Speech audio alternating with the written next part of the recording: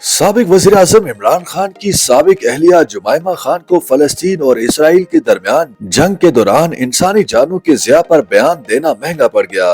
Jemima نے دونوں جانب انسانی جانوں کے ضیاع پر افسوس اور ہمدردی کا اظہار کیا تو سوشل میڈیا صارفین نے انہیں خوب تنقید کا نشانہ بنا دیا۔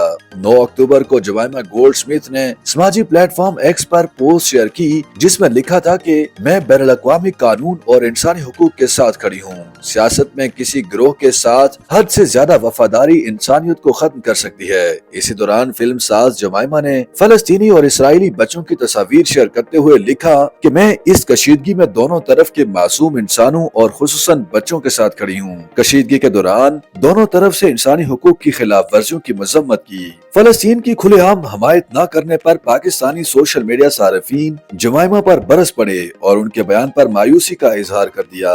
آمنہ میر نامی صارف نے لکھا کہ ظالم کے ساتھ کھڑے ہو یا مظلوم کے ساتھ، ایسے بیانات زیادہ نقصان پہنچاتے ہیں۔ رتابہ نامی صارف نے لکھا کہ مجھے امید ہے کہ اس پوسٹ کے بعد پاکستانی ہر وقت جمائمہ بھابی کے بارے میں ضرورت سے زیادہ بات کرنا چھوڑ دیں گے۔ ہاجرہ مشتاق نے لکھا کہ اگر کوئی پاکستان کے بارے میں مضبوط رائے رکھتا ہے تو اسے مسئلہ فلسطین پر بھی واضح وقف اختیار کرنا چاہیے۔ ایک اور صارف نے لکھا کہ اگر آپ دونوں طرف کے معصوم لوگوں کی حمایت کرتے ہیں تو آپ کو فلسطین کی حمایت کرنی چاہیے۔ جب ظلم ختم ہو جائے تو جنگ ختم ہو سکتی ہے اور بے گناہوں کے خلاف تشدد ختم ہو جائے گا۔ اگر آپ صورتحال کے بارے میں ایماندار نہیں ہو سکتے تو مبہم مذمت کی ضرورت نہیں ہے۔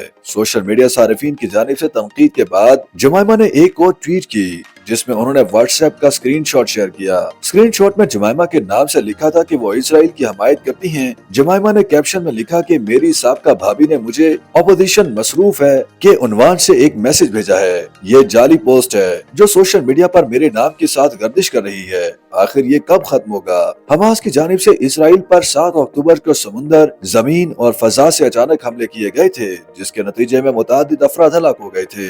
ان حملوں کے بعد اسرائیل نے بھی جوابی کارروائی کرتے ہوئے غزہ پر شدید فضائی حملے کیے جس کے نتیجے میں سینکڑوں افراد جاں بحق اور 2000 سے زائد زخمی ہو چکے ہیں۔ غیر ملکی نشریاتی اداروں کی رپورٹ کے مطابق حماس کے الاقصی آپریشن کے آغاز اور اسرائیل کے جوابی حملوں میں اسرائیل میں ہلاکتوں کی تعداد 1200 تک پہنچ چکی ہے جبکہ غزہ میں 900 سے زائد اموات ہوئی ہیں۔